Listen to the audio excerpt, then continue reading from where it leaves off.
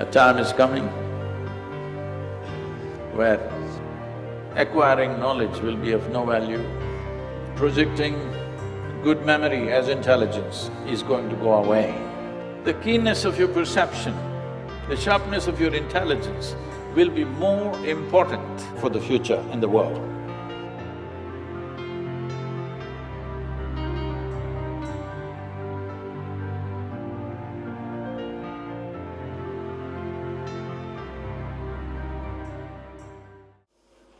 We're at a time that when it comes to education, we're in a cusp where our fundamental thinking about what is education needs to go through not a change, but a complete transformation. A time is coming where acquiring knowledge will be of no value. A time is coming where projecting data accumulation as intelligence is going to be a thing of the past. Projecting good memory as intelligence is going to go away, which is the very foundations of the education systems of the day. Whoever has good memory is rated as the most intelligent person. Well, today you know your cell phone has better memory than you. Some of our phones are 600 GB, believe me, you don't have that kind of memory. The keenness of your perception, the sharpness of your intelligence will be more important than the volume of memory you carry in your head. These are good times, real good times for human beings to unfold, because this cargo of so-called knowledge is killing human beings. Just ramping up information into a child's head in many ways killing the fundamental genius that every human being carries within themselves. Human intelligence is of a different nature. We should never misunderstand memory as intelligence. Every human being has a certain element of genius in them. It is only a question of, will we be able to provide the right kind of ambience for that particular genius to unfold? This is a challenge. This is a time that all of you, as educationists, you are at a point where the sooner we transform our education system, the better edge our children will have for the future in the world.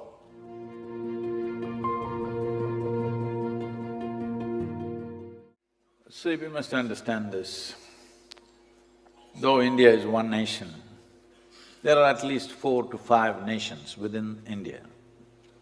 Not everybody is in the same level of needs. There is a most affluent class in the country, there is a segment which is upper middle class whose aspirations are very different. There is middle class where it's always about how will our children get jobs and stuff.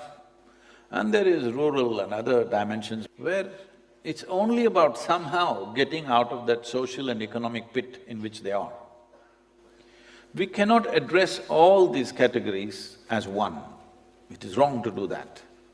In the name of uniform education, we are trying to do this. I understand the thought behind it, but it's not practical. It's because of this. Over $24 billion worth of education in India is going out to outside universities. It's very important that we're able to provide for every segment of society. If we do not provide this, we will not create variety of human beings that we need for this nation's well-being. We need leaders, we need scientists, we need teachers, we need engineers, we need farmers, we need craftsmen, we need variety of people to make a nation happen. See, there was a time in 60s and 70s, we were thinking of literacy in this country. Because when the British left, our literacy was somewhere around 7% of the population, rest were illiterate. So our whole focus was how somebody can put his name on the paper. This was our focus. We must understand the very education in our country was crafted for that, to produce clerks. They found Indians make very good clerks around the world. because they were planning to conquer the whole world. This is this is the education designed by Her Majesty's Service. We have made some changes, but we need more drastic changes. I am saying, this may sound extreme to you, but what I am saying is, except the language, everything that the British left in the education has to go. Language is a passport to the world, we must keep the language. Everything else need to go because that was designed for a specific purpose. Where obedience is higher than intelligence, that's not the way to bring up our children. That is the way to bring up occupied population. But now a time has come that we should start turning it around.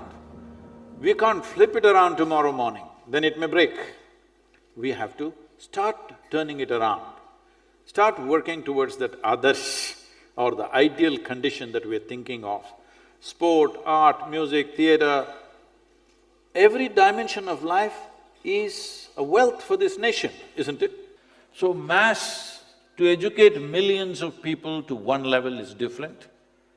To come out with specialized focus towards children who are capable of that is different. If we don't do that, we will not have great scientists, we will not have great mathematicians, we will not have anything significant in the country. This is how this culture has always been nourished. We produce some of the greatest mathematicians, greatest musicians, greatest dancers in this country, simply because those who went into those gharanas to learn music did only music and music. If we don't do this, we will not produce any kind of excellence in any field.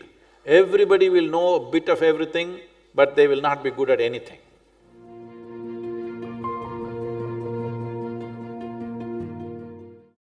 You must understand this. This is a nation where nobody could give us a commandment. Even when the so-called divine entities came, they could not give us a commandment. We only asked them questions. Adiyogi came, he opened his mouth to speak to his beloved wife. She freaks him with 1,000,000 questions.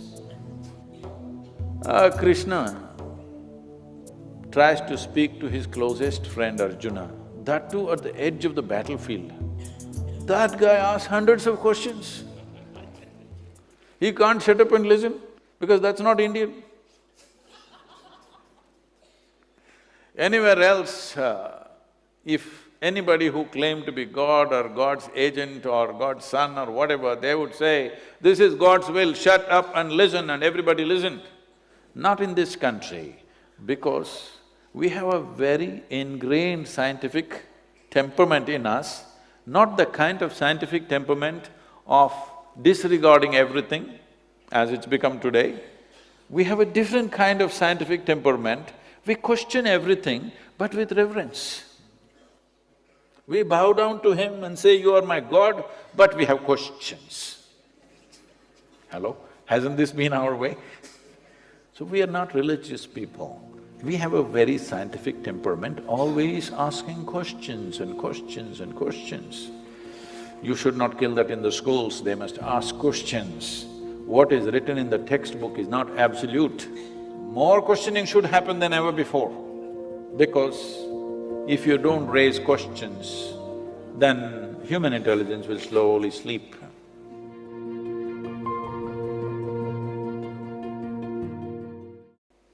You must become that kind of a person, you don't have to say a thing. You become that kind of a person, everybody wants to be like you. All the kids want to be like you. So, that's a lot of exercise for you. You must learn to dance like them, you must like to sing like them, you will learn to speak like them. Then they say, wow, this is how I want to be. So you must make them fall in love with you, not demand something. If somebody has to fall in love with you, what you should do? You must shine a bit. Hello? Yes or no? You must shine a little bit. How to shine, I won't tell you, because in different atmosphere you have to shine differently.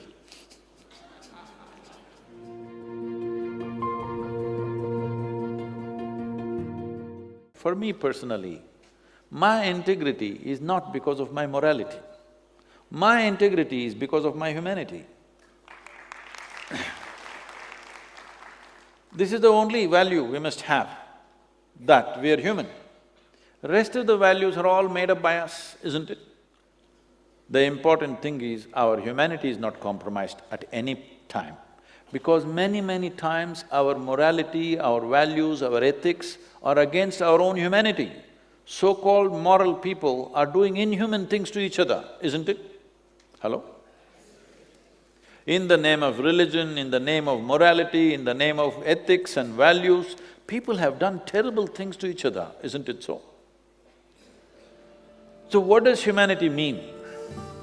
See, every other creature on this planet goes by its instinct. It has no ethic, it has no value, it has no philosophy, it has no religion. They go by their instincts. They instinctively react to everything. This is why we call a tiger, a grasshopper, an elephant, Only you, we call you a human being. This means you are supposed to know how to be. How far away from that are we? If you knew how to be, would you be wonderful or nasty? So what being human means is, see, you see all the animals, it's happening everywhere, you might not have seen the wild animals doing it, but at least you see the dogs on the street peeing all over the place. You think he has a urinary tract problem?